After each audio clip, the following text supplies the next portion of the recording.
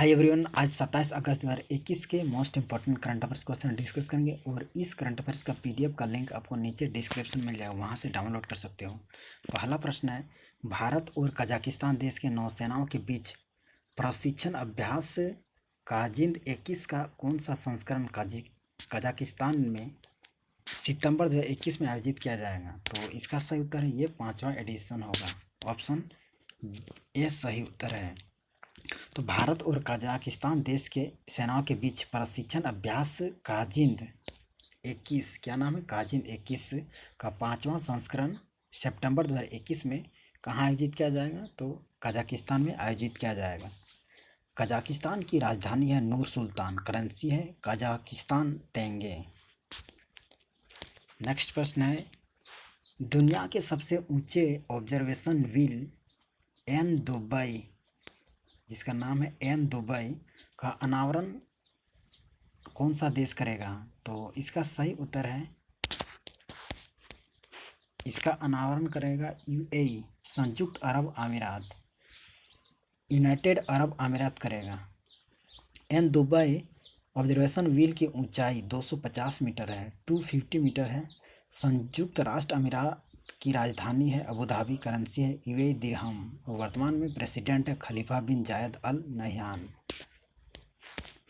Next question है, ICICI bank के MD and CEO फिर से किसे नियुक्त किया गया है? तो सही उत्तर है संदीप बख्शी फिर से बने हैं आईसीआईसीआई बैंक के नए एमडी एंड सीईओ, फिर से इन्हें बनाया गया है। और आरबीआई यानी रिजर्व बैंक ऑफ इंडिया ने संदीप बख्शी को फिर से आईसीआईसीआई बैंक के एमडी एंड सीईओ के रूप में नियुक्ति की मंजूरी दी है। आईसीआईसीआई बैंक का हेडक्वार्टर मुंबई में स्थित, स्थापना 1994 में की गई थी, 1994 में की गई थी। और इसका टैगलाइन है हम है ना आपका ख्याल। वहीं बात कर रिजर्व बैंक ऑफ इंडिया की, तो स्थापना कोलकाता में की गई थी 1 अप्रैल 1935 में। हेडक्वार्टर मुंबई में है और वर्तमान में है गवर्नर शक्तिकांत दास, 25वें क्रम के गवर्नर हैं। वहीं 24वें क्रम के गवर्नर थे Urjit Patel. At present RBI में 4 डिप्टी गवर्नर्स हैं, M K Jain, M D Patra, M Rajeshwar Rao और टी रविशंकर हैं। आरबीआई का नेशनलाइजेशन यानी राष्ट्रीयकरण 1 जनवरी 1949 में की गई थी, 1 जनवरी 1949 में। नेक्स्ट है, भारत का पहला कृषि क्षेत्रीय सूचकांक यानी इंडेक्स, जिसका नाम है गौरेक्स किसने लॉन्च किया है? तो सही उत्तर है, इसे लॉन्च किया national commodity and derivatives exchange limited द्वारा इसे लॉन्च किया गया। यह इंडेक्स उत्पाद मूल्य श्रृंखला को बहुत सारे अवसर प्रदान करेगा। NCDEX यानी national commodity and derivatives exchange का हेडक्वार्टर मुंबई में है, स्थापना 2003 में की गई थी। वर्तमान में सीईओ है विजय कुमार वेंकटरमन। नेक्स्ट है, भारत का पहला हरित हाइड्रोजन इलेक्ट्रोलाइजर निर्माण इकाई किसने शुरू की है? तो सही उत्तर है ओहमियम इंटरनेशनल ने शुरू किया है। अमेरिका में स्थित कंपनी है ओहमियम इंटरनेशनल। गीगा फैक्ट्री भारत में निर्मित proton exchange membrane hydrogen electrolysers का निर्माण करेगी। नेक्स्ट प्रश्न है, हाल ही में समृद्ध कार्यक्रम किस मंत्रालय ने शुरू किया है? तो इसे शुरू किया है इलेक्ट्रॉनिक्स और सूचना प्रौद्योगिकी मंत्रालय ने। ऑप्शन ए सही उत्तर है। समृद्ध कार्यक्रम को अश्विनी वैष्णव ने लॉन्च किया है। समृद्ध प्रोग्राम का मोटो है भारतीय सॉफ्टवेयर उत्पाद स्टार्टअप को बढ़ावा देना। नेक्स्ट है, हाल ही में ओलंपियन ओ चंद्रशेखरन का निधन हो गया, वे क्या थे? तो सही उत्तर है भारत के पूर्व फुटबॉलर थे। ऑप्शन ए सही उत्तर है। ओ चंद्रशेखरन 1960 के रोम ओलंपिक में भारतीय फुटबॉल टीम के सदस्य थे।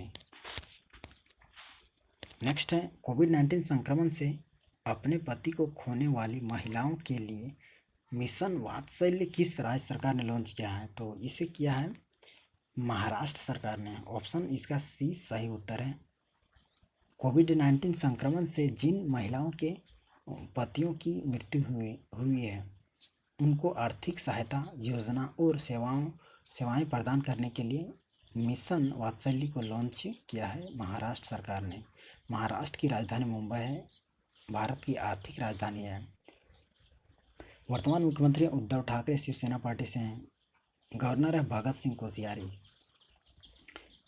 नेशनल पार्क की बात करें तो Chandauli national park, Pench national park, Borivali national park, Tadoba, Gugamal, Naugaon, ये सभी नेशनल पार्क यानी राष्ट्रीय उद्यान महाराष्ट्र राज्य में स्थित हैं। नेक्स्ट है सीमा सुरक्षा बल बीएसएफ यानी बॉर्डर सिक्योरिटी फोर्स के नए महानिदेशक कौन बन गए हैं? तो सही उत्तर है पवन कुमार सिंह नए बने हैं बीएसएफ के महानिदेशक। बीएसएफ के नए महानिदेशक बने हैं। बीएसएफ का फुल फॉर्म होता है बॉर्डर सिक्योरिटी फोर्स। 1965 में इसकी स्थापना की गई थी। हेडक्वार्टर नई दिल्ली में स्थित है और इसका मोटो है बीएसएफ का क्या है? तो ड्यूटी ऑन टू डेथ यानी जीवन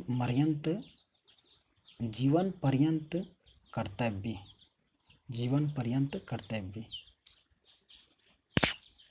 नेक्स्ट है 24 अगस्त 2021 को किस देश ने फतह-1 नामक रॉकेट सिस्टम का सफल परीक्षण किया है? तो इसे किया है पाकिस्तान ने। तो रिसेंटली 24 अगस्त 2021 को पाकिस्तान देश ने स्वदेशी रूप से विकसित फतह-1 नामक रॉकेट सिस्टम का सफल परीक्षण कर दिया है। फतह-1 रॉकेट सिस्टम की मारक क्षमता है 140 किलोमीटर, 140 किलोमीटर इसकी मारक क्षमता है। बात करते हैं पाकिस्तान की। राजधानी इस्लामाबाद है, करेंसी है पाकिस्तानी रुपया और प्रधानमंत्री हैं इमरान खान, प्रेसिडेंट है आरिफ अलवी। नेक्स्ट है भारत और किस देश ने अफगानिस्तान में स्थित आतंकवाद पर परामर्श के लिए एक अस्थायी द्विपक्षीय चैनल बनाने का फैसला किया है? तो सही उत्तर है रूस के साथ। ऑप्शन इसका सी सही उत्तर है। तो भारत और रूस मिलकर अफगानिस्तान स्थित आतंकवाद पर परामर्श के लिए एक अस्थायी द्विपक्षीय चैनल बनाने का फैसला लिया है। रूस की राजधानी मॉस्को है, करेंसी है रूसी रूबल, प्रेसिडेंट है व्लादिमीर पुतिन।